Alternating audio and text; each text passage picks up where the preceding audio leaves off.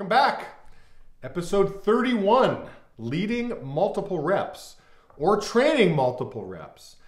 So Gerard Coran, top leader in Franco Tavares' office in San Antonio.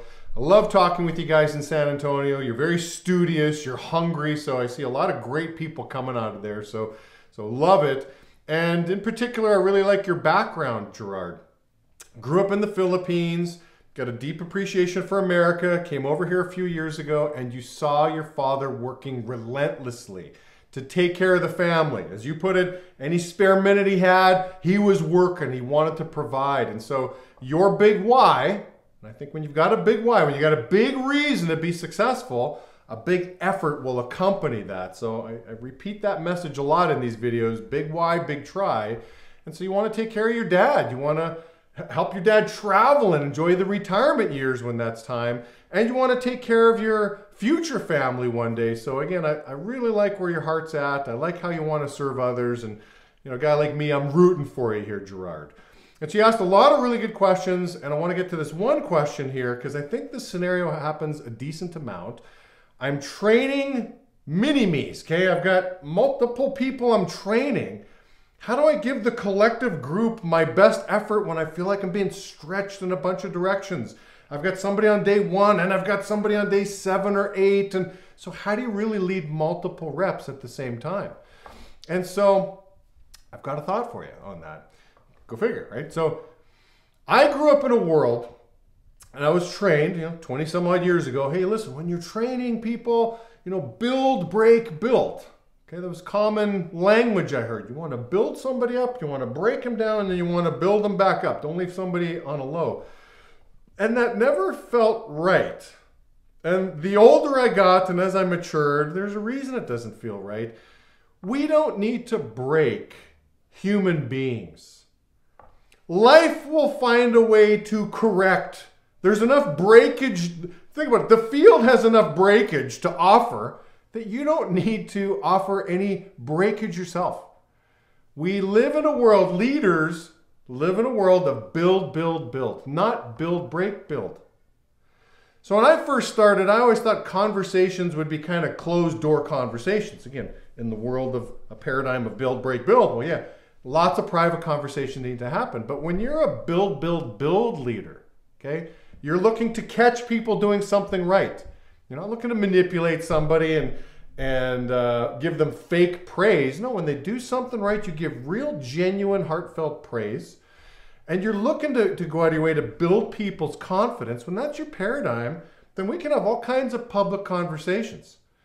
So if I've got somebody on day 1, let's just paint a picture here. I've got somebody on day 1. Somebody on day 1, generally speaking, is watching more than they're doing. Hey, watch me. Watch me in action. This is how you get the field done. And let's say you've got somebody on day 7 or 8 or something like that. Maybe they're even in a different spot and you're coaching over the phone. They call in, they need some help. Maybe they're with you and you're going 3 deep. Regardless of the scenario, again, it can be public in my training. How I train the day 7 or 8, I'm okay with the day 1 observing this. So let's just say day 7 is falling all over the place. They know their pitch wasn't so hot. You know the pitch wasn't so hot. And surely day 1 sees that, that there's some problems with that pitch. Oh, now I'm curious. Day 1, now I'm curious. How's this veteran leader going to reprimand this new person? Well, again, I'm not reprimanding. I live in the build, build, build. So I could say things like, hey, I know you're not happy with that presentation. Your product knowledge was missing. You don't know the product yet. And that's okay. You're new.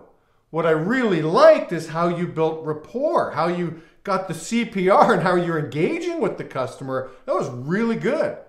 So keep it up. It's just a matter of time. Maybe study this little 1-pager here. Maybe get a little bit more product knowledge. I think that'll help. Maybe watch a few of mine too. I think that'll help you a lot, but you're on the right track. Keep it up.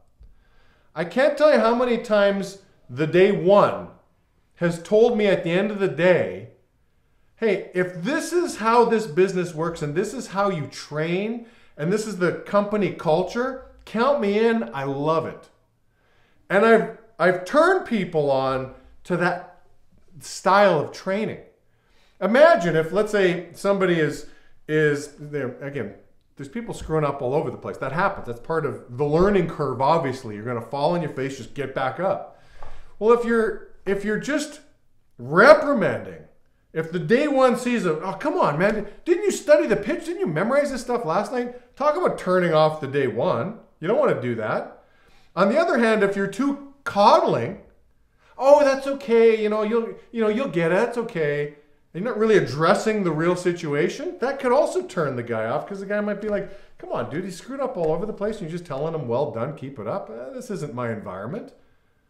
So how do you have the constructive, proper conversations? Again, I'm just under the pretense of build. I can make it public display of how this works when you're working in the world of build. And that's how I would train multiple reps. So I think you ask a great question, Gerard. I think we're all going through that. Have that mindset that you're really looking to build confidence.